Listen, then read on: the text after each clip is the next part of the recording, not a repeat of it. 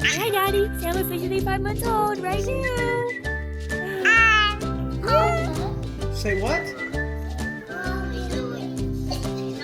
Is that frog in bed?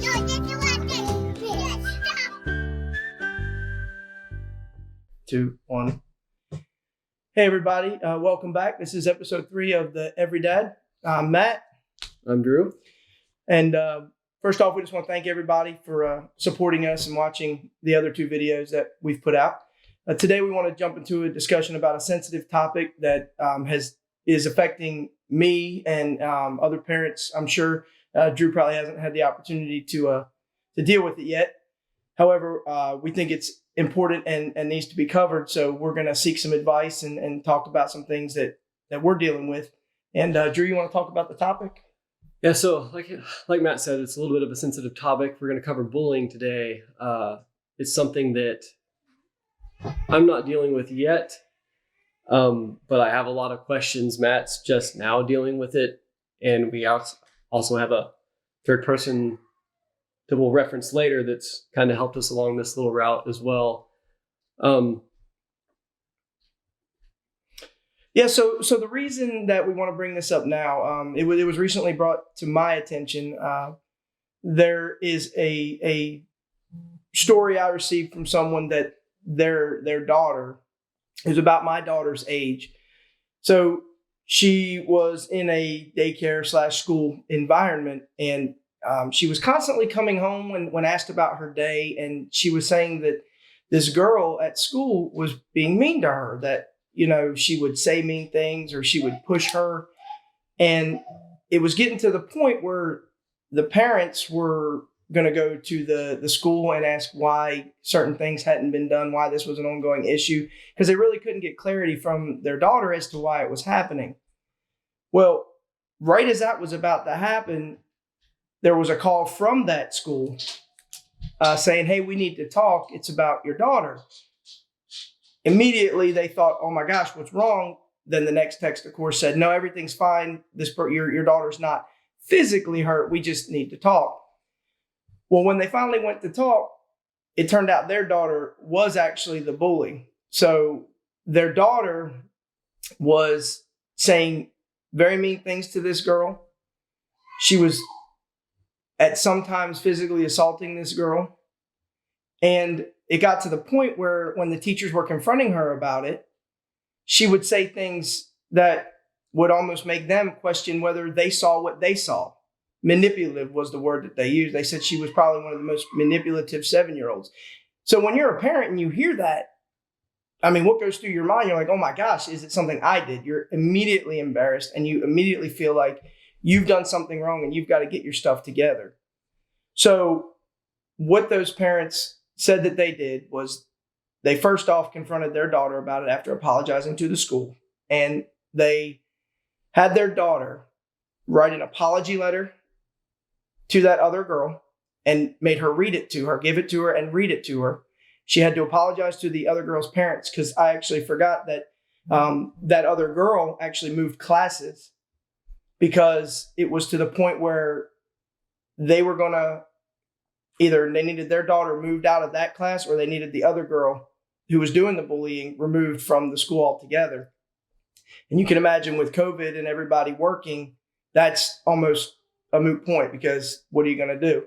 So they had the daughter write a note, apologize both to the girl and to her parents, and took away any form of outside influencing privileges, tablets, internet, television, and let the daughter know about how disappointed they were in her. And so far, from what I hear, this was about 3-4 weeks ago, they've seen a drastic improvement, and they think it's mostly due to the taking away the stimulus of these social media stuff.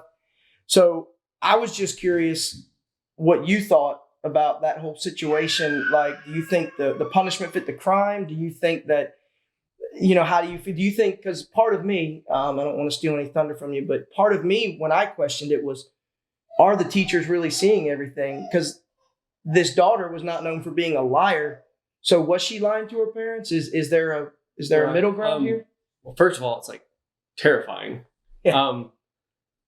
mostly because today's natural reaction of parents in that situation of the victim parent is to blame the parents of this alleged bully, and how they raise their child. And I don't know how well you know these people, but I imagine they're not people that would, you would think would have raise a bully.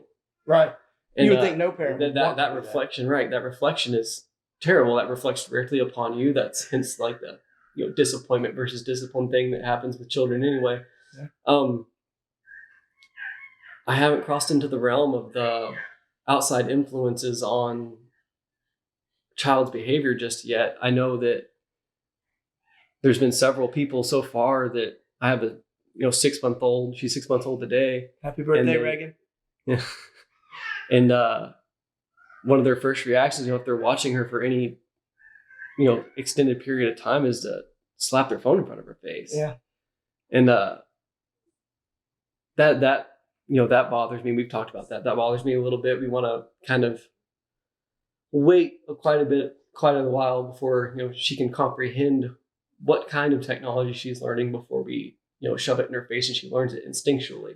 I mean, there is some thought that there could be a direct correlation between things like that and either your child bullying or being bullied. I mean, I think there is. I mean, what do you mean by social media? Like, is it? Well, I can't imagine a 7-year-old's on Facebook. Right. Yeah, exactly. I mean, like electronic devices. Okay. And I guess maybe taking it in that direction, like there's YouTube and there's YouTube for kids. And then there's several other, my daughter tells me about sites I've never heard of. And they're not adult sites. They're designed for kids. They're like kid, what's the one called? TikTok. They're like kid TikTok, basically. Yeah, Kid Talk. But that's not what it's called. If it comes out, I want that trademark. I mean, if you've spent any amount of time on that, that is a platform for, I guess, self-involved behavior, maybe. I mean, there's plenty of social platforms right now that everybody gets their opinion out, but at what point is that almost too much for a kid to handle? It's so hard to monitor because there's so much out there, right? So you got to be real careful about what your kid is putting out or taking in as far as that's concerned. So I just, the reason we bring that up, I don't want this to dive off too much into the weeds of social media or internet-based sites. It's just that they took those devices, her tablet away, her TV away, and them outside media style influences. They think that that's probably the biggest reason that the behavior has flip-flopped. Mm-hmm. Along with the sheer disappointment that they showed in her, I'm sure that probably got to her, because even at 7, you can understand when your parents are disappointed in you, right? So I don't know. I think that could work, but there also might be the flip side of maybe they didn't have that to begin with. So then that's something that you need to do it as you come up. So. Well, I think as far as punishment fits the crime, that's the equivalent of grounding. You take away something that she likes, something that she spends time on, that she enjoys, versus it's not like you're going to take chores away from her. Yeah, you're going to take something out that she enjoys, and that's all the more weight now that COVID's a thing, and you're not exactly out there doing a bunch of stuff that you can take away. That's the one thing you can. I agree. So with that being said, and that being a definition or a example of bullying, do you think that over the years, bullying has the definition of bullying has changed? Do you think that it's not what it once was? I mean, what are your thoughts on that? I think bullying, the term, is a severe catch-all at this point. Like a spectrum. Right. I mean, it's evolved with just like everything else, whether it's the DSM-5 that just keeps growing and growing and growing, or like bullying keeps catching more and more things where it's anything pretty much that you don't agree with can be looked at as bullying if you take it seriously enough. I don't necessarily agree with that. You and I grew up with bullies being a physical human that would pick at you, or not even if he wasn't a physical, whatever, higher than you physically, he would just pick at you because he knew you valued your freedom enough that you weren't going to strike back, or you weren't going to haul off and snap.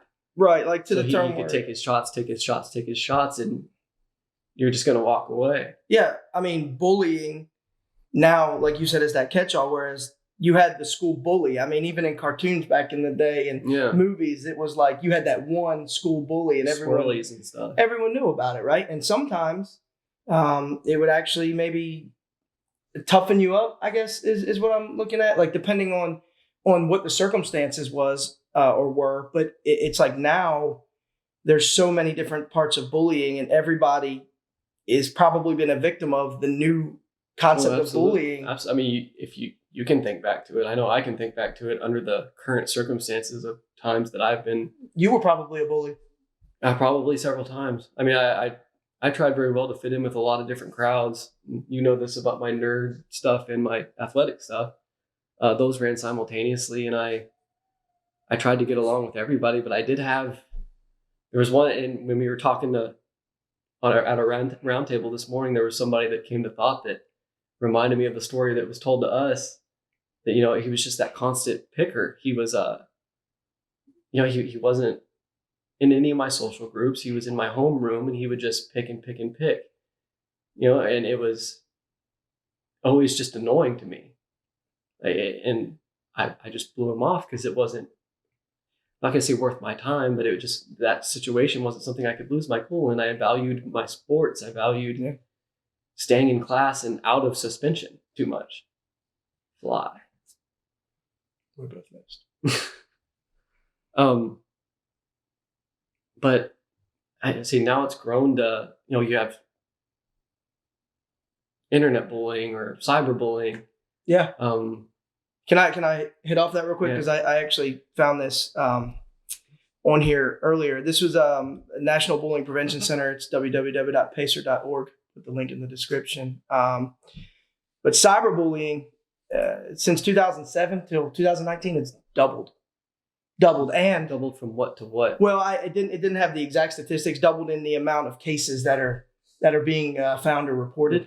Right. So it doubled, which that's a huge number in a short amount of time. I mean, you're talking 12 years, and imagine how far the internet and that stuff has grown since then. But something that I know you and I talked about, which you didn't find as surprising as I did, and maybe that's just me not being so tech savvy, was that it was way more common in middle school ages. These are the 10, 11, and 12-year-olds than even high school. And to me, I remember back when I was in high school, internet was in its infancy, but like AOL. Right, exactly. Dial up. But it was, little AOL instant messenger and stuff like that. And that was like a high school thing. So to me, it's hard to understand that 10, 11, and 12-year-olds are so savvy they're able to do this. But the anonymity, did I say that? Yes. Being behind a computer, it goes all the way down to these 10 and 11 and 12-year-olds and the things they can say and do. And I mean, that is a big deal. I do consider that bullying, especially under the new terms, because if that's where they're getting all their friends, and that if you get somebody picking on you on there, that's going to blow up like wildfire. Yeah. I mean, it's the internet. Yeah. And it's forever.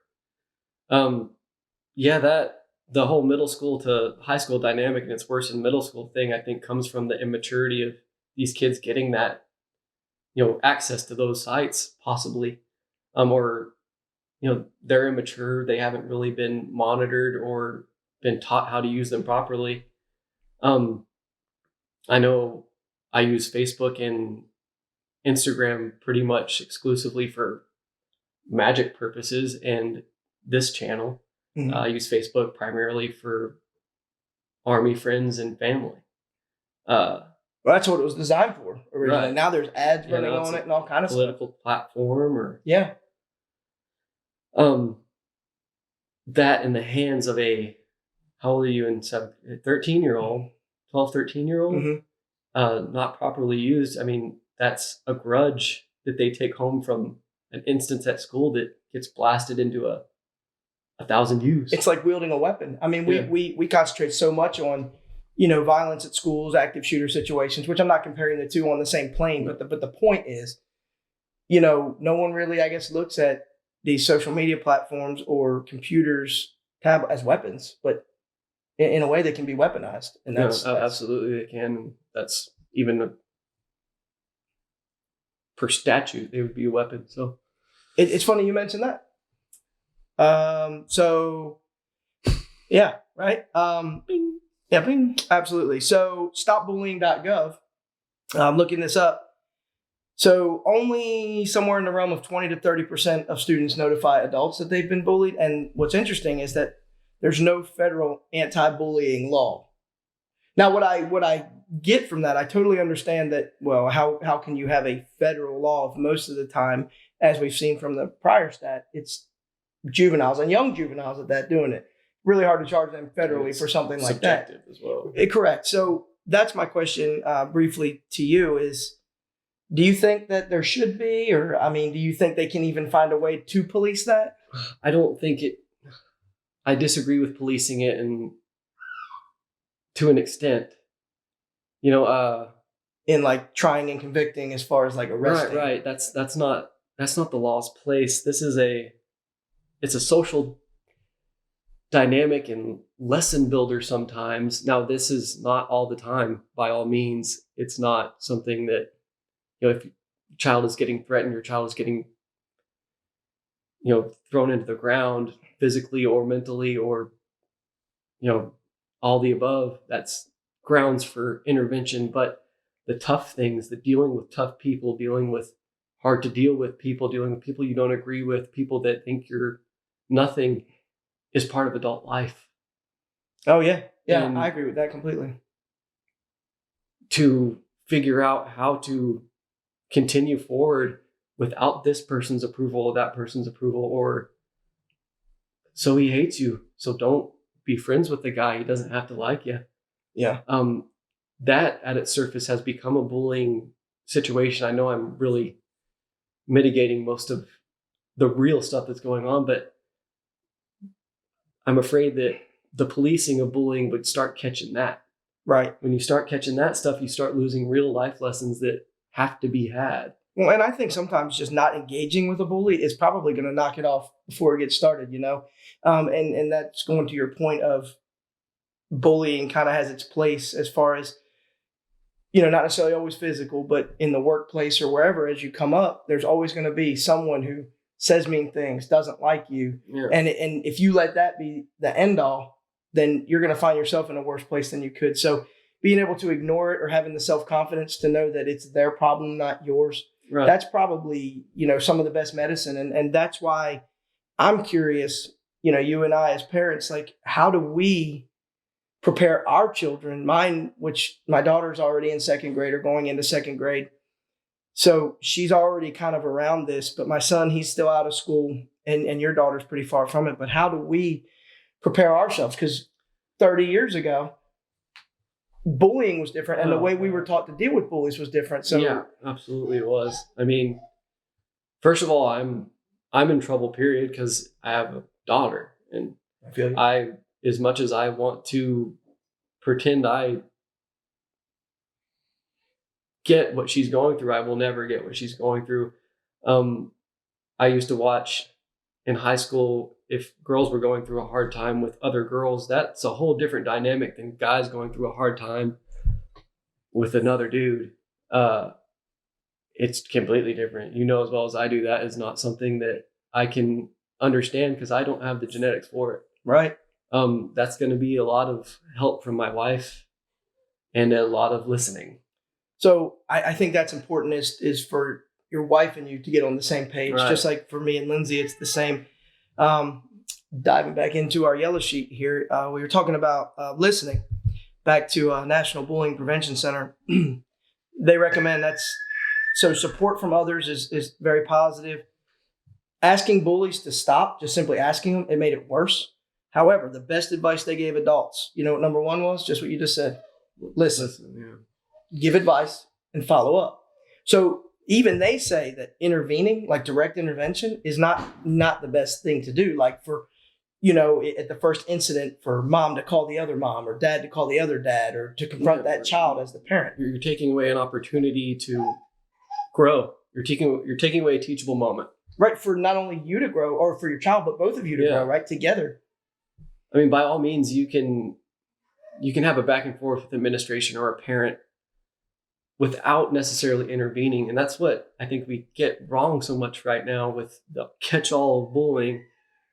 And given I have no clue, I'm not in school yet, but I feel like when everything is escalated so quickly, and at that point we get together and the adults handle it, and I can't stand that. You're missing a teachable moment for the kids. You have to come to a conclusion of what you're both going, a mode of attack on both sides, and then let them deal with it their way. If that doesn't work, then yes, down the road we get administration involved, we get separation of these two kids involved, all that good stuff. Adults have to come in and protect both parties and whatnot. But growing into the world of feelings, man. I mean, that's people got to, thick skin is not, shouldn't be lost. You still need to have that to go forward. But so when talking about the administration, so let's say it comes to that point, right? We've done everything we can, or at least where we think we can do. I think when we talked to the Mustache of Wisdom, yes, when we talked to him at the round table this morning, he kind of had some things to say about teachers. So at school, administrators, teachers, right. like kind of the flow of children trying to get some help there. And before we dive into this, the Mustache of Wisdom is, me and Dad are both young in our dadhood. He's a dadlering, I'm dadfant. And we have a person that I'm going to say look up to. We look up to a guy. No, he's taller than us too. Yeah, he is taller than us as well. And he's at least 3 inches taller because the mustache makes 3 inches. Absolutely. He shaves it off in the morning. It's back by the afternoon. Absolutely. We both look up to him. He's a little bit old school. I mean, in most of his experiences, of course, but he will talk to us about anything we ask him to. And he is like an encyclopedia to have around. Yeah, we lean on him for sure. Yeah, for sure. The question we were talking with him today is, you hit that administration point where you're having a child report a bullying incident, whatever that might be, to a teacher, and you have a bunch of different things that could happen at that point, because that teacher could be a veteran of 20, 40 years. Yeah, so there's that huge spectrum of teachers, right? Right. The 60-year-old teacher and the 25-year-old teacher. Yeah, and those are two very different schools of thought, people that have seen very far different things in the school systems. They're going to treat that very differently. Now, there's protocols, of course, that exist in schools. I imagine that, anything that's reported, zero tolerance, bullying, all that good stuff. But at what point do you have to let these kids deal with it first?